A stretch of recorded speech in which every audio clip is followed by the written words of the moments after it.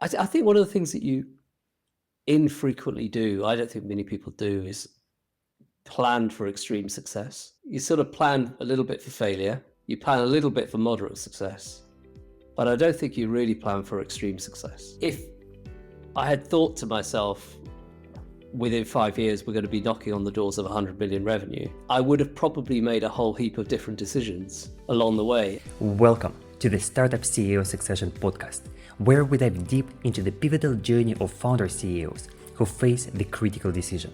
Should you continue leading your business or bring in a new leader? I'm your host, Evgeny Shadchnev. As a founder coach and author specializing in CEO succession, I interview founders, chief executives, and investors who share their stories of navigating this transition. Today, I'm speaking with Neal Gandhi, a serial entrepreneur and also a founder and ex-CEO of TPXimpact, a company that he took to £90 million in revenue in only 5 years, and he also took it public along the way. Today we discuss what was it like to lead the company through hypergrowth, and also what it was like for Neal to navigate the CEO transition. Enjoy the conversation. So, Neal, thank you so much for joining me on the podcast today. How are you doing? I'm doing very well, thank you. Thanks for inviting me. Yeah, Good to be I'm here. looking forward to our conversation. But to kick things off, can you give a brief overview of one of the companies you started, TPXimpact, and also maybe your history as an entrepreneur? You've done quite a few things. Sure. I've been in technology services companies, or founded a number of technology services companies over the years. I founded one in particular that was acquired by a US company doing a buy and build. Several years later, I found myself with a small Bulgarian based nearshore software development company, outsourcing projects and teams for UK companies. It was doing about 5 million a year. I started to think about what I could do with this company to make it a lot bigger. I sort of went back into my history and found this buy and build story that I'd been part of on the other side where I'd been acquired, and thought, right, I'm going to do the same, but do it better, and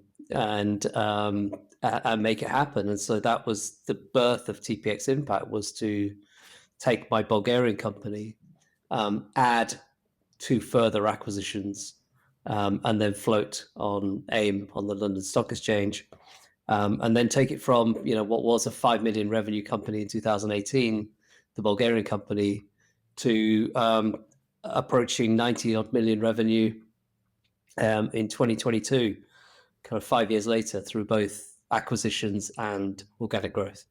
If you take the Bulgarian company that I started with, which was roughly £5 billion turnover, by the 5 years later, we were at about £90 million turnover. Which is and it kind of incredibly went, fast. it went kind of 5, 15, 30, 60, 90 kind of thing, was roughly the trajectory that it went on. Yeah. And then you took the company public. I did it public at the beginning. So what I did right at the very beginning is I recognized that the only way you could really pull off a buy and build, and the market conditions are favorable to do it, but we wanted to do a buy and build that was predominantly using shares as currency. And so I effectively floated to create my own currency, which was then used to go and do a series of acquisitions. Got it. So you floated the company early on and then used its own stock to acquire other companies and create a much more valuable combined entity. Yeah, well, that was the strategy, at least, yes. Well, and it sounds like it worked out. Well, in terms of, is it a great company today? Yes, it is. It's everything that I set out to do, in terms of stopping the mistakes. The previous company that had acquired us way back, we're talking about 20 years earlier, 15 something, anyway, a while ago, had acquired us, but then did a pretty poor job of turning it into a long-term success. And indeed, that company that acquired us went bust, a few years later, particularly during the dot-com kind of crash. And I was determined to create a company that had long-term enduring value, and that is the case today. So today that company is now, whether the stock market sees that value and values it accordingly is a different matter. It doesn't, it's completely undervalued at the moment, and there's all sorts of reasons for that. But fundamentally, it's a buy and build that's here to stay. It's a great business today. Yeah. So I'm very proud of it. Yeah. Yeah. And you're not running it today. You were the founder and CEO for many years, but then you stepped down. Yeah, I stepped down at the end of September 2022. Yeah, so having overseen it from 5 to 90 in 5 years, it was time for me to step down, and we can, I guess, expand upon the reasons for that. But it was time for me to step down. I was replaced by a great person, Bjorn, who is now the CEO. Came, so the company had become predominantly public sector services company, and Bjorn came from having grown EY's UK public sector business to 500 million, and so it was felt that who's the right person to take this forward from what I'd done as a sort of setting up thing to how can we go to 200 million, 300 million type business from here. And it wasn't going to be me that was going to do that, because I had no experience of doing it. Well, and yet you describe it very modestly, like setting up the project. Taking it to 90 million of revenue is a very significant foundation on which to build on. So you're clearly capable of going all the way from an idea or a relatively modest foundation all the way to a meaningful mid-sized business. Yes. Yeah, I know. I am. And I think one of the things that you infrequently do, I don't think many people do, is plan for extreme success. You sort of plan a little bit for failure, you plan a little bit for moderate success, but I don't think you really plan for extreme success. If I had thought to myself, within 5 years, we're going to be knocking on the doors of 100 million revenue, I would have probably made a whole heap of different decisions along the way. And particularly in my own learning and development, am I the guy that can run that at that time? I mean, I now think I can now, by the way, having done learned the lessons that I learned in that company. I'm pretty confident I could do this now. But, at the time, was I the guy that could confidently run 1,000 person or 800 person, including associates or whatever it was, approaching 100 million pounds a year turnover company? Probably not. I just didn't have the experience. So I didn't have. I'm a hands-on kind of guy, and I was one of the mistakes I would say I made was being too hands-on as we grew bigger, and not putting the right next level of team into place who could then help me really grow it to the next thing. But I was, I'm a person that builds companies. I was a person that builds companies. I'm building another one now, but I was a person that builds companies, and not a person that had come from a background of running 100 million, 200 million kind of organization with all of the HR challenges that kind of come with that and all that sort of stuff. So it was, I would say one of the valuable lessons for anybody embarking on a journey is do put a small percentage of your mind onto planning for extreme success. Yeah. So it sounds like one of the reasons you decided to step down was the recognition that to take the company forward would require a different skill set. Yeah. I mean, it was recognition. Was it recognition from me, or a little bit of a push from the chairman at the time? Honestly, there was a little bit of a push from the chairman and the rest of the board to say to me, look, really, you need to think about moving on. I'm still on the board. I'm still a significant shareholder. I'm a non-exec on the board, so they didn't want to get rid of me entirely. But they said they were quite, was a nice conversation, but it was a conversation that said, really, Neil, it's time. And having reflected upon it, for a while and thought about it, I thought, yeah, you're right. It is time. It's not. I'm not the best person for this going forwards. And this is really interesting because often the board comes to the conclusion that they should have a conversation with the CEO after a period of poor performance. And yet you had 5 stellar years getting the company from 5 almost to 100 million in revenue. What was their thinking? What was the rationale behind it? Well, it was, yes, we'd done that. And we'd made a big strategic move. So this was the move that, I said I modeled it on another company in the past when we were acquired. It was the move that the previous company had not done, which was to properly integrate the businesses. So we'd made a series of acquisitions. We'd grown both organically and through a series of bolt-on acquisitions. And what I then wanted to do, having got to what I thought critical mass, approaching about 100 million, I wanted to then create a single unified organization, a properly integrated organization. And that was extreme work. I mean, taking multiple management teams, creating a single management team, and it caused carnage internally. And, upon reflection, what should I have done? I probably should have taken the company private, safely into a sort of private equity setting, and then done the restructuring and then come back to market. That's one of the kind of, hindsight reflections. I did it within the context of being a public company. And, at that point, you're a public company. There's you could see that we were not going to be able to maintain the profits at that point because of the work and the kind of chaos caused by that. So what then happened internally is the rest of the internal management team was despondent, and it was in danger of almost falling apart.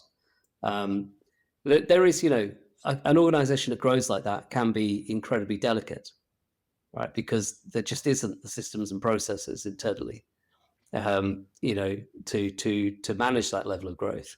And that is a danger of kind of hyper growth like that. Is you do find yourself in that situation. So no, it was yes, it'd been stellar performance, but it was also going to come off the rails pretty quickly if something hadn't happened. Yeah. So it was very impressive from a revenue point of view, but the internal structure was a mishmash of different companies. Chaos. Yeah. Chaos. Absolute chaos. I mean, Yes. And as a public company, you need to be able to forecast. You need to be able to predict accurately what's coming, and it just got harder and harder and harder to do that because there was nothing behind, which is why I made the decision to integrate, because only then could you put in the key systems and processes that needed to happen. But you can't.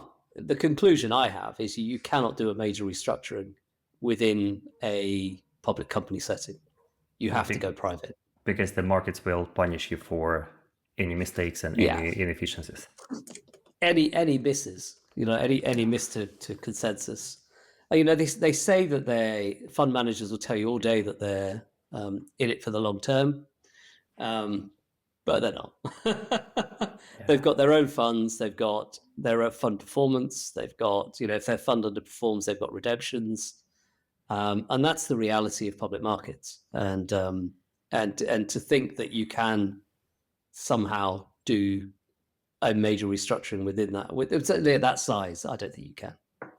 Yeah. Or if you do, you get smart and you tell the market that you're going to, withdraw guidance for the next 2 years while you sort this stuff out, and then you'll come back and tell them. But then probably you'll lose your shareholders anyway.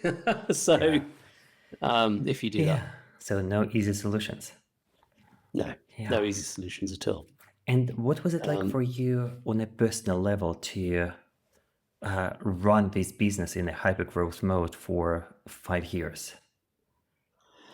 Well, it's interesting, right? Because some of those years were COVID years. 2020 into 21, you're talking COVID years. which were the period of hyper growth, right? I mean, this is the period we went from 30 million to 90 million in 2022. So we went through hyper growth in COVID. So to what extent, to some extent, it was nice. I was at home in my lovely setting, never being able to go anywhere and all that sort of stuff. On the other hand, it was really difficult because you couldn't build a culture. You couldn't get people together, and it was really hard. Personally, for me, I've now realized that I'm not very good at home working. I much prefer to have a setting where people go to work and the people around, and you can bounce ideas off and chat and get things done way quicker, I think, particularly anything that has to be done collaboratively. So I didn't enjoy those years at all, of being stuck at home. But on the other hand, it was a fun ride. I mean, it was, you're just getting bigger and bigger, and the profits are growing. And, I started thinking, oh my God, we're having £1 million profit months, and let's go for £2 million profit months, and all that. You just begin to do that, and it was good fun. It was nice. Yeah. That bit was fun. The city bit I loved a lot. Really enjoyed that. The meeting fund managers and so on. But the HR bit, I really struggled with. Really struggled with managing, the needs of many people. And one of the lessons learned was any future company that begins to grow has a strong HR leader on the senior leadership team pretty quickly. So, yeah. So, Neal, let's go back to the moment when you decided to step down as a CEO. You said that it was prompted by the chair of the board sitting down to have a conversation with you. What was that like? Was it a surprise? How did it go? Yeah, it was surprise. Honestly, it was surprise. Again, upon reflection, it shouldn't have been surprise, but it was a bit, I came away from that conversation a little bit shell-shocked, thinking that, oh my God, he sat me down and said, it's time. I think it was a very sudden thing, but then I should have realized it was going to be like that. But yeah, it was very sudden. I came away shell-shocked, came home afterwards, sat at home thinking, wow. I'm not going to be running this thing that I created. It was a little bit, felt very hollow. Felt very hollow. It was a real punch, as you can imagine. Again, I mean, it was a totally right decision, and it was the right call from the board and all the rest of it. But it felt pretty bad. Pretty bad. Yeah. Yeah. And what happened next? Then you kind of go through what happened next. A negotiation. I'm exiting my business, so there's a negotiation about what happens next. My role. I'm still a significant shareholder, so all those kind of negotiations begin to take place. They took place with another board member who I have a lot of respect for, a lot of time for. And they concluded, and then it became a process of planning the communications to staff, communications to the city, communications to other stakeholders, and beginning to really think through, how are we going to get this out into the market? When are we going to get it out into the market? What date are we going to choose? And we chose, in public companies, you have to have an AGM, a public AGM, open to all shareholders, and we chose the AGM date as the date to announce. Yeah. And I noticed that the board came to you with effectively a final decision. So it seems like there was no conversation along the lines of, Neal, some things are not working. Is there any way it could be approached differently? So there was The little of that. There was a little of it. I think you could. I mean, again, hindsight's a wonderful thing, and you kind of. There were conversations that were had months earlier around, Neal, maybe you should just be doing the bits you enjoy. Maybe you should be hiring a team who can do all this other stuff that you're not enjoying. How could you carve out? I distinctly remember a conversation months earlier. How could you carve out a role for yourself here that it means you're only doing the bits you like, and not doing the stuff you don't like doing? But perhaps I didn't hear it, right? Perhaps it wasn't very clear, or maybe it was clear and maybe I wasn't ready to hear. I don't know. But the conclusion, when it came, it was a final decision. Yeah, it was. Yeah. And actually, we did. Was it a final decision? You've got no choice. We sat together with Mark Smith, who's the chairman, and at the end, it became a mutual thing, right? It was like, yeah, you're right. I can see this. I could totally see what you're saying. This actually makes a lot of sense. Yeah. And I imagine boards have a very careful line to tread, because on the one hand, they don't want to communicate to the CEO that you are at the risk of being fired if these things don't get fixed, because it may be an unhelpfully aggressive position. So they're trying to be supportive, but at the same time, make sure that they are clear in their communication. And that's a very, very fine balance. It is a fine line. Yeah, it's a very fine line, and I'm very respectful of our board. I'm still on the board.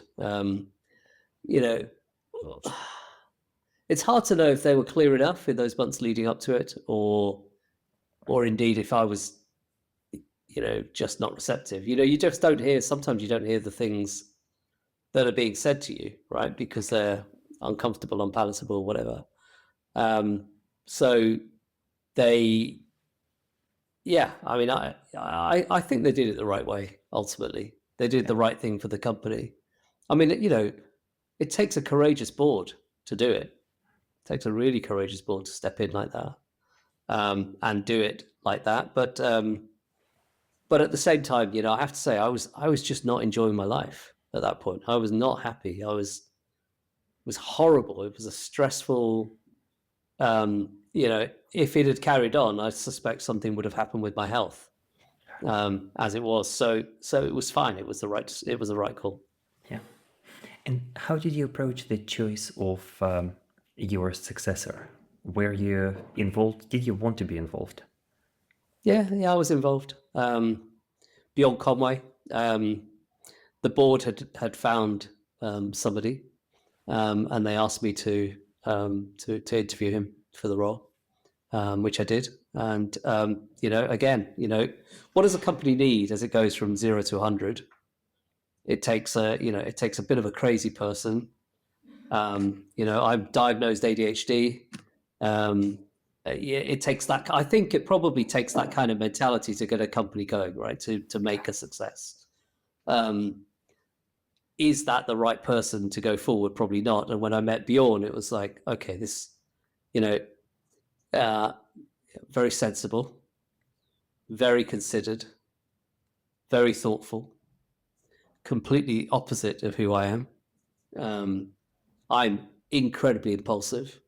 Part of my ADHD, impulsiveness. Some would say reckless. I would agree, probably reckless. But I think that recklessness created the company, right? So somebody asked me the other day, "What's your superhero? What's your superpower?" And I said it's my ADHD, because it's both my kryptonite and my superpower.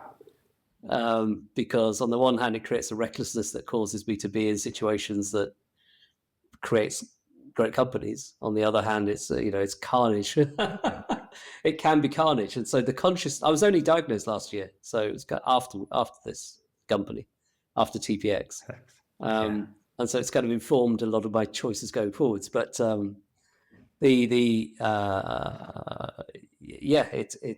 interviewed Bjorn. He's the opposite of who I am, and he's who the business needs going forwards. Who do you need to take it to 200 million? It's someone like Bjorn, I suspect. Yeah. Yeah. But then as a board member, I have to say, I'm constantly frustrated at what I think of lack of pace. Well, you're a Oh my founder. God, come on, get this done. Do it now. Why can't you do it now? Why do we have to wait? Why do we have to go through a thing of waiting to get some review done? And I know the answer already. Yeah. But yeah, So, but that's probably not right. well, it's a difference between a founder and a CEO in a way. The energy required to start the company, to have the vision, to have the recklessness and drive to get it off the ground, and a different set of skills to take it to the next level, to scale it, to optimize it, to make sure that it runs predictably and smoothly, especially for a public Yes. company. Yes, exactly. It's exactly right. Yeah. And Neal, Yeah, how do it's you a think difficult. about the optimal transition point between these two skill sets? Because what you're describing is relatively common. There is a founder with a vision and energy and a bit of craziness to get things started, and at some point, a different skill set is required to take the business to the next level. What is the optimal transition moment? I might be a bit contrary and say upon reflection, upon learning, I don't think that has to be a transition, because I think you can, and I think this is where the board was trying to take me to beforehand, but I wasn't listening. You can create a role for yourself. If you've been the CEO founder of a company that's gone like that, you can create a role for yourself. That's whatever you want that role to be, right? Whatever you can build a leadership team around you that plugs all the gaps of all the things that you don't want to do. You can set the governance structure up. That means that you don't have to even get involved in a lot of the things. I don't know. I don't necessarily agree there has to be that transition, but you do have to approach it very consciously, and you do have to think about and be, but both as a founder, be very honest about your own capabilities and your own skill set, and what you enjoy, what you love to do, and in addition to that, a supportive board around you who can help you make it happen. You could suggest, but go further than suggest. Actually, still, come on, let's put this in place. This is where this ends, right? If we don't do something else, this is where this ends. But maybe that's just my 2020 hindsight. I don't know.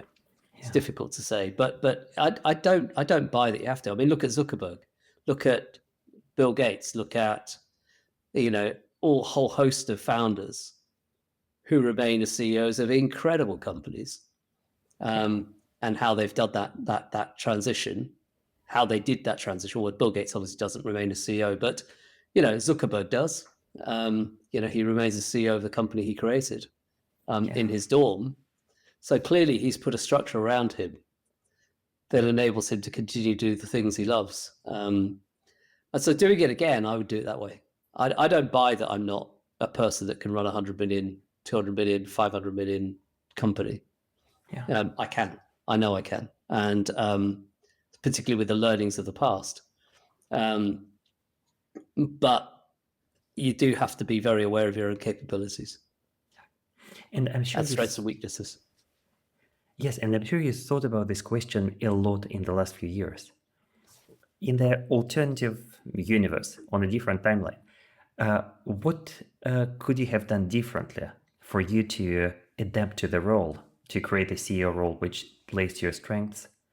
And maybe in that version of events, you would still be running the company as a CEO. Yeah. What would I have done differently? Lots of people were telling me. I even had people in the company tell me, Neal, you should, the bit that you're brilliant at and the bit that you seem to enjoy a lot is the city piece, the bit about in being a public company, speaking at events in the city, speaking to fund managers, doing all that piece was the bit I really like. I really enjoy that. I miss that. I hugely miss that piece of my life. that I had created, and I'm pretty numerate, right? So I'm very good on mental maths and keeping numbers in my head and remembering numbers and doing that stuff. So the financial reporting piece, the forecasting, and all that side of things that I really like. You know, the things of running the company, those kind of things of knowing what's going on financially, I love. Everything else I hate, frankly. So what I would do, I would put a chief operating officer in, who is, you know, on a long-term role to becoming a CEO at some point. So could come in and literally run the company. I didn't do that. I had a COO, but it wasn't as clearly defined as that.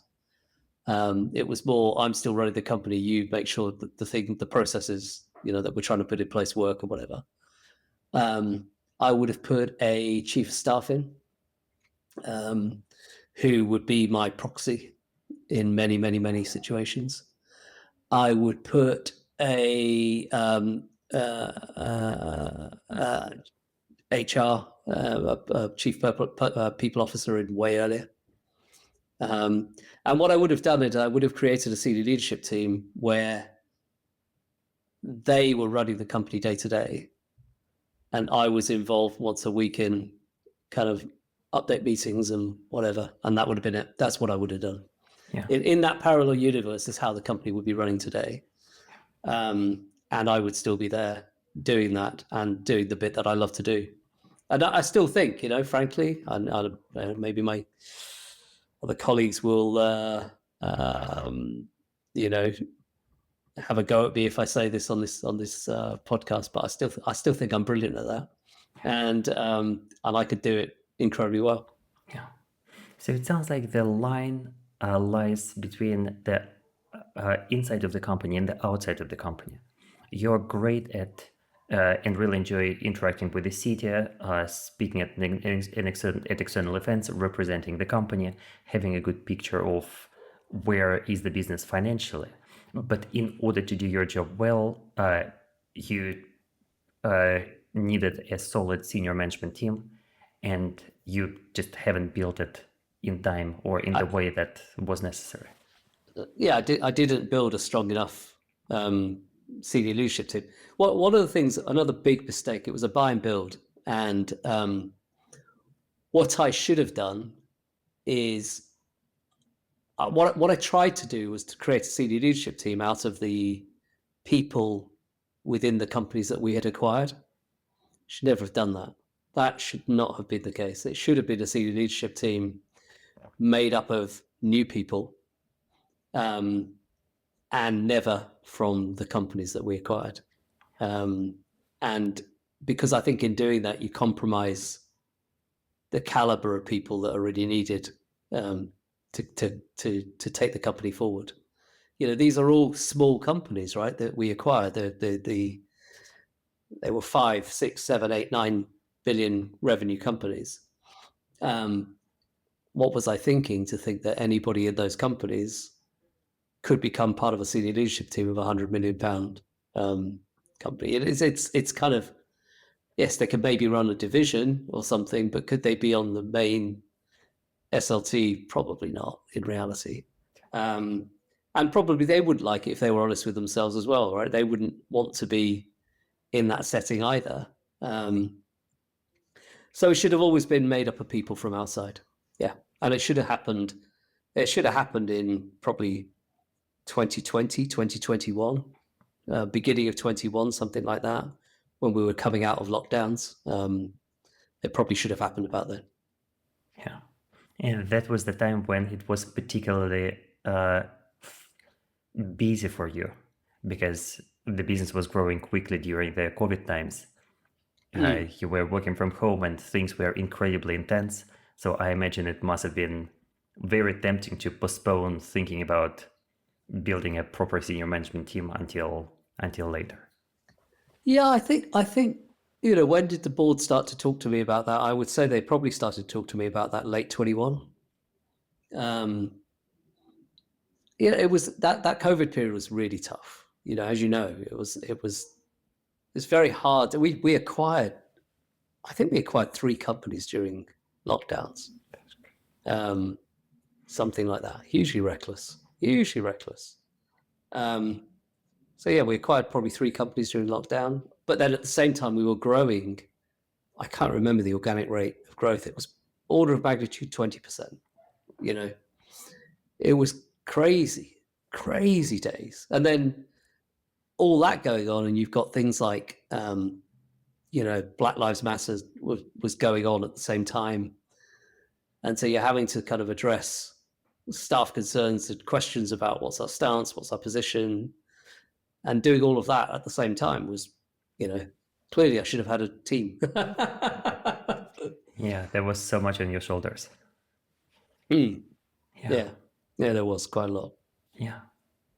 So it sounds like if I know that the story is inevitably more complex, but if we take a step back, you focused so much on growing revenue, acquiring businesses, making sure that the business is on a fast growth trajectory. But in parallel, you maybe haven't built the infrastructure that would enable all this collection of companies to become a really well-oiled machine ready for the next stage. Yeah, didn't do any of it, and then embarked upon an integration. I mean, the TPX. You go to TPXimpact.com today and have a look. You see a great company, great customers, great reputation. A phenomenal company, really, really great company. Bjorn's done a stunning job of creating that, and and one for the a company that's well, it's got crappy valuation, but so if it doesn't get acquired, but if it doesn't get acquired, it's here for the long term. It's a good company. It's not going to disappear anywhere. So many buy and builds end up crashing and burning. You see them, they rise, particularly public company ones, they rise, they go crazy, and then they crash and burn pretty quickly under a pile of debt or whatever. This is not the case. You have a great company there today that will be here in 10 years' time, 20 years' time. Who knows? If it continues to operate as an independent company, there's no reason why it can't, and there's no reason why it can't become a significant organization. It was always my determination to make it into, there's a list that gets published. I wanted to become a top 10 public sector supplier of services. And I think that remains something that I think can happen with the company. We've got to get through some, there's a difficult year this year in public sector because of the election and the decisions made after the election. But it's I think it's there. So yes, should have done a lot of stuff beforehand. Didn't do a lot of stuff beforehand, but actually made the right call ultimately of pulling it all together. Yeah. So you really set the foundation for what the company has achieved so far and where it can go going forward. And I'm very proud. I'm very, very proud of where the company is today, its reputation, its potential for everyone, for all the stakeholders. Yeah. And I'm curious, what was the transition like between you and the new CEO? Was the handover short or long? What was the transfer of power like? I tried to get out of the way quickly. I wasn't as successful at that as I could have been. It's very hard to let go, right? And so things like, I still obviously had access to all the systems. So forecasting, internal comms, and so on. So I remember distinctly one of the things that happened is we won a major contract a little while after I'd left. It's a contract that had been worked on for a long time, and it landed not long after I'd left.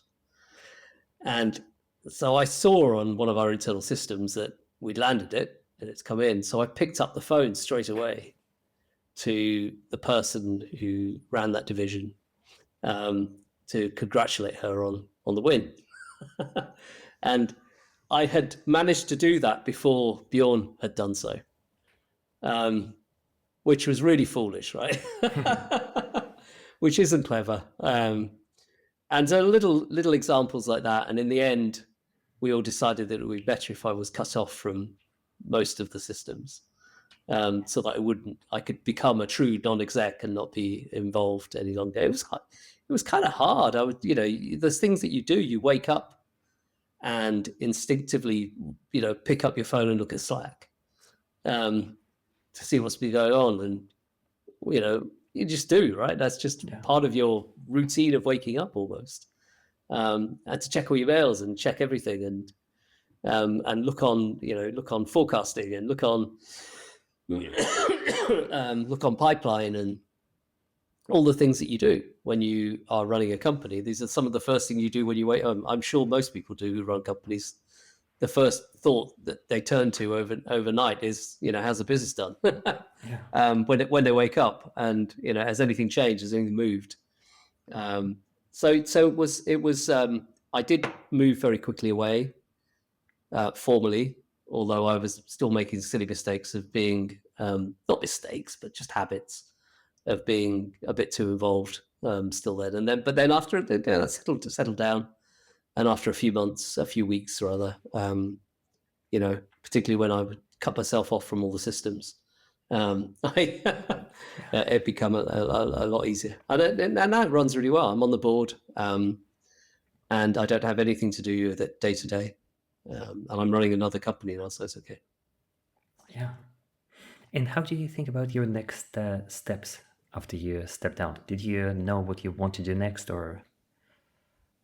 No, not at all. Not at all. And me being me, I recklessly went into something else almost immediately, which I'm now running, which is a renewables development company. I had no plan at all.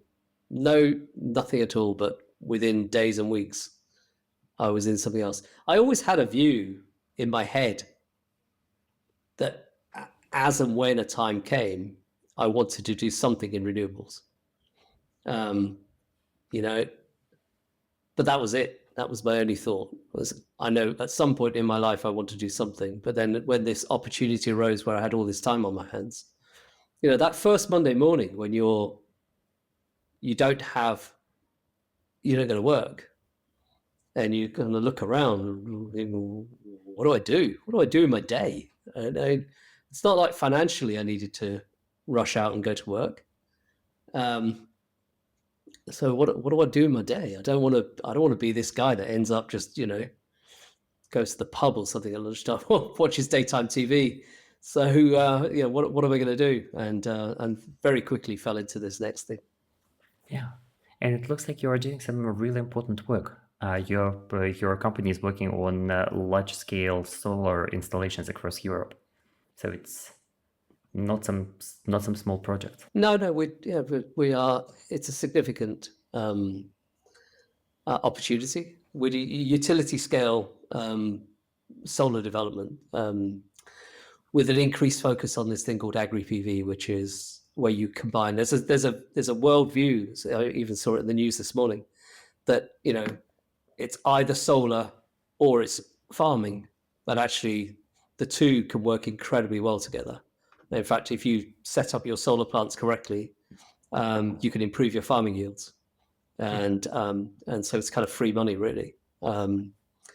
So yeah, we're making a big name in that, mainly in Italy, and we've signed we just signed a significant contract, an 80 million euro contract in that business. So within 2 years of founding it. Wow, that's a big one. Yeah. We don't like doing small things. And you've got the experience and the network to do big things. So I got the experience, yeah. Yes, yeah. I mean, you just get your head into certain numbers, don't you? And you don't. I don't feel like I want to operate in what I would call small numbers. I don't want to do that. Yeah. I guess when you've been 100 million or approaching 100 million pound company, you just think that way now. You don't think of that. I'm personally coaching one of my daughters on her small business, and I'm really enjoying doing that. But for my own business, I'd much prefer to deal in bigger numbers. Yeah. And Neal, if you think about other founders who are maybe in your situations a few years ago, so running their business, it's scaling, it's demonstrating good growth, what would you like them to know from the perspective of possibly stepping down or remaining as a CEO as long as possible? What experience would you like to share? I think the thing that I mentioned before, which is really build the team around you that enables you to do the bits of your role that you love, and get rid of the rest. Take yourself away. Get rid of all of the stuff that you don't enjoy. Because the reality is, if you do that, you're assuming you want to be there, you can make that role last as long as you want. Because you'll be happy in yourself, you'll be energized by it, you won't be drawn down into the minutiae. You do have to learn. If you're going to go to a significant company, you have to learn to get out of the detail and just not be drawn in at all into it, and create that team that is the buffer for you, that allows you not to get drawn in. As a sidebar, I think Slack is a disaster. I so much agree. I don't buy for 1 minute that it improves productivity, not for 1 second, because it just brings you into so much detail. If you're trying to escalate, get away from the detail and allow your team to do their job, the last thing you need is Slack. So cut yourself off from Slack straight away. And then, but yeah, build the team around you, create the dream job for yourself. The great thing about enjoying great success is that you're allowed to create the dream job for yourself. And so make your job the dream job, always. And every year revisit, is it still my dream job? It's not my dream job. Get rid of the crap. Get rid of the stuff that you don't like doing. Keep doing it. And just keep, and that way you can stay there forever. And this requires quite a bit of self-awareness, because you need to know what is your dream job, what is it that you want to keep and remove, and what things are maybe difficult but desirable to learn, and which things are difficult and should not be yours in the first place. Yes, you do. Incredible self-awareness, to introspection. What are my strengths? What are my weaknesses? What do I like to do? What do I don't like, not like to do? And do that. Yeah, do that on a regular basis. Do it for yourself. Do it for your insanity. Again, I go back to those people, the Zuckerbergs or whatever, running, incredible organizations from founding it. It must have been what they did. It must be what they do. I can imagine that in Apple, Steve Jobs let Tim Cook pretty much run the show. He must have done. And that would be the only way that he would imagine. I would imagine that he could keep on being the amazing, brilliant person that he was through doing that. So yeah, but you do need the self-awareness, a lot of introspection, a lot of self-awareness. And I imagine Tim Cook is delegating to his own senior team right now in order to focus on being a CEO rather than being in charge of operating the business. Yes, but also his mentality. He's not a founder, and I think like same with Sundar Pichai at Alphabet or whatever, or Satya Nadella at Microsoft. Right? They're not the founders. They are great CEOs. They're probably career CEO type people. They're probably phenomenal at that piece, but they're not the founders. If you want to be a founder who carries on being a CEO, like a Zuckerberg or like a Larry Ellison or whatever, then I think you do have to do that piece of really making sure that what you love and what you don't love. I think Zuckerberg hired, what was her name? Oh my God, I've forgotten her name. The chief operating officer, Sandberg. Yeah, he must have done that, and maybe his board helped him do that. I don't know, but I suspect he let her run the show. Yeah, I think he did. And speaking of the board, what advice do you have for the board? And maybe especially for boards of public companies that are monitoring the performance of their CEOs and trying to make a judgment. I think proper boards, are always trying to keep themselves out of the executive. They're rightly being non-executive. They're rightly being slightly detached, hands off. It's a decent governance model would mean that they would have to do that. However, if you have a founder CEO on your hands, really help them through this, particularly if you've had hypergrowth. If you're not growing like crazy and it's a company growing 10% a year or something, then that's different, I suppose. But if you're in a hypergrowth situation, really help that founder to have that self-awareness and to help them. Our board made what I took to be subtle suggestions to carve out the role. No, sit the CEO down and say, look, you have to do this. Let me help you to do this. You need to do this for all sorts of reasons, for the company's long-term success, for your own sanity and health. There's a whole bunch of reasons why you have to do this, but let us sit down and make a plan and make it happen. That's what I would say to any board.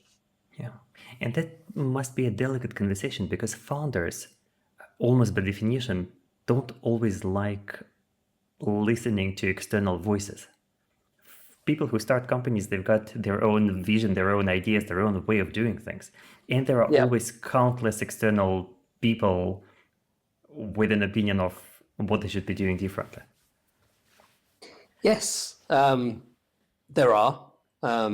And they don't tend to like that. I mean, maybe one of the first things the board should do is encourage a degree of introspection with their CEO, and start to create that behavior of introspection, create the space, create the time.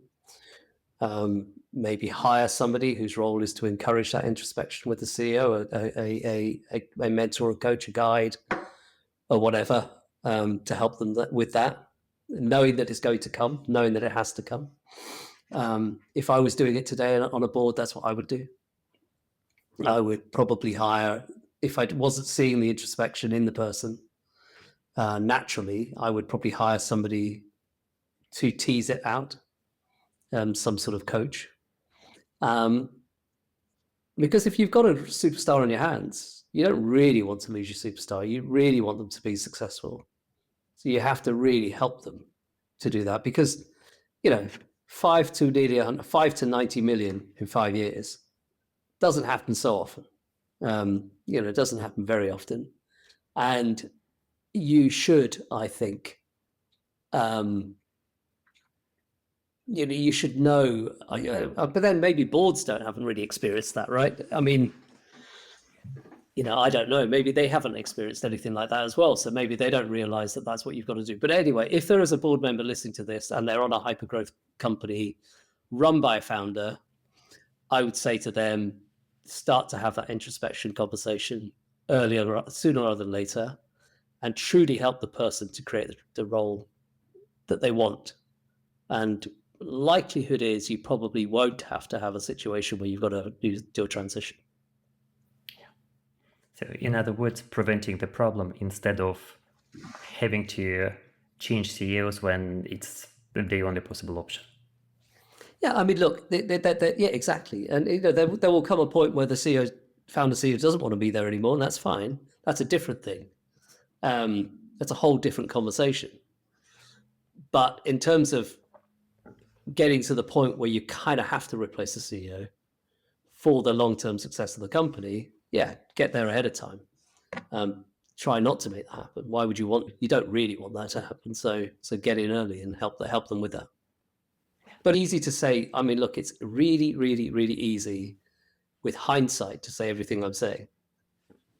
But when you're in it, it's probably quite difficult. As I say, that the takeaway for me for any board is, if you are in the middle of one of these hypergrowth companies, then that probably has to be your number one focus area.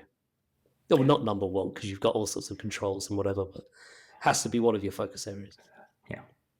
And in your experience, what's different between public companies and private companies when it comes to CEO succession? Because you've got experience with both private and public entities. Is the process similar, or are there material differences? I think there are material differences in that. So I think I go back to governance. Clearly public companies' governance models are completely different to private company governance models. And in fact, in the company I now run, we run it like a public company, even though it's a private company.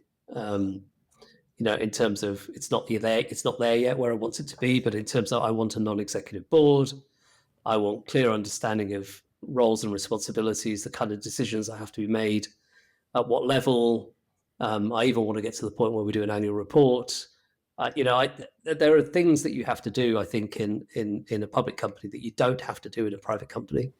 So I think it's profoundly different. And also, in a public company, your CEO is a figurehead, known to investors who aren't necessarily that involved in the business. It's not like if you take a VC-backed company, your VC is heavily involved in your business. They know everything that's going on. They're right there, right? They're with you. In a public company setting, your funds who are invested don't really know anything about your business. They meet you twice a year, maybe 3 or 4 times a year, but no more than that. And that's only for an hour. So, in that case, your CEO is much more of a figurehead.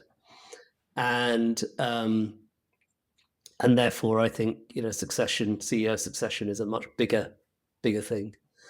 But then similarly, on private companies, you have the issue of, you don't have the governance, so it must be quite hard to replace a CEO who doesn't want to go, right? You're kind of stuck. Yes, that's one of the challenges. If the CEO doesn't want to be replaced, it can create a small crisis in a VC-backed private company. Yes, must be very difficult in that. I've not experienced that before, but it must be very hard to replace a CEO that you think can't really do the job. I mean, that's where I think if it's VC-backed, then they're probably going to put their own chairperson in. And that becomes the job of the chairperson, I imagine, if that has to be. I mean, I know that when one of my companies, it was VC-backed, the chair came in. I was so naive. This is years and years ago. I was so naive. I didn't realize when I first met the chair that I was actually being interviewed for my job. Funny enough, there's a charity that I'm now on the board of, and they've just appointed a new chair. And when I met them, I thought to myself, right, do not repeat the mistakes of your past. This is your interview. Remember, this is your interview. Go out there with a view towards, make it good. And don't relax. Yes. Yeah, exactly. Yeah. So, Neal, as we're preparing to wrap up today, is there anything else that you would like to share with our listeners about your story or CEO transition in general? I don't think so. I think I've pretty much covered off those main things that I would want to do. I think, as I say, the thing here is it's not a foregone conclusion that you have to transition, even if you've gone through hypergrowth, even if there are certain aspects of the job you don't like or whatever. That the Zuckerberg, Sheryl Sandberg, that was her name. The Zuckerberg Sandberg example is proof, evidence that you don't have to if you get the right team around you. And it's probably contrary to the purpose of this podcast, but as CEO succession, but you don't have to. But if you do have to, do it graciously. do it kindly, do it graciously for the benefit of all of your other stakeholders. You've got employees, you've got shareholders. Be honest with yourself. If you have reached that point where it's a sort of point of no return, accept it and do it graciously and calmly and make happen. There's no value in allowing your ego to, make a big noise and create carnage, and it's doing nothing. It's just destructive. Yeah. So, accept it and move on. And I imagine this advice about keeping your ego in check applies equally to private companies and public companies, to founders, CEOs, and to board members. It's just... I think ego is, a destructive, hugely destructive attribute of a person. It can be used. I mean, everyone has ego. It can be used positively or it can be used negatively. Using it negatively just doesn't get anybody anywhere, I don't think. It's far better to use your ego positively than to try and just kick and scream, make loud noises when you're not helping anybody. Yeah. And this takes self-awareness and maturity, which we earn with years and our own mistakes. Yeah, loads of mistakes and humility.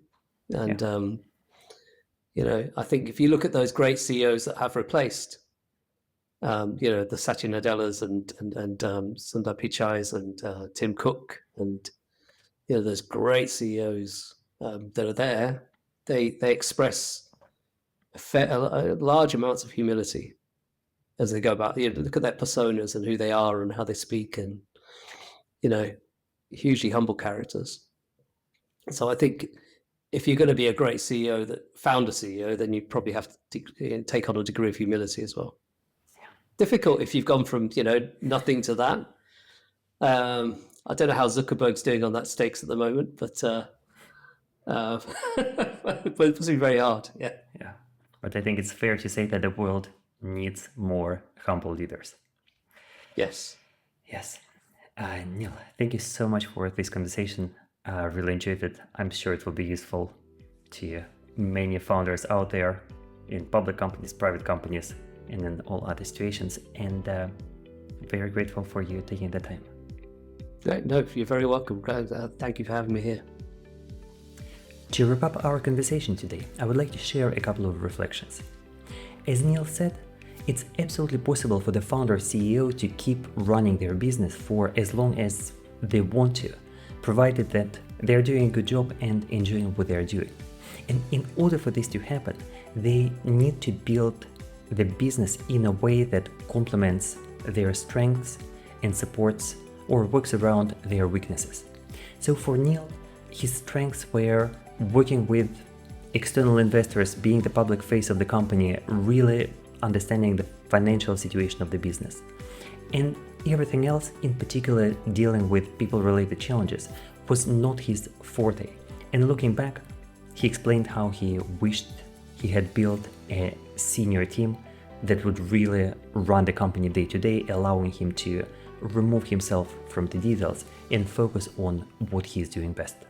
I hope you enjoyed this conversation and found it useful. Don't forget to like and subscribe on the platform of your choice, and speak to you soon.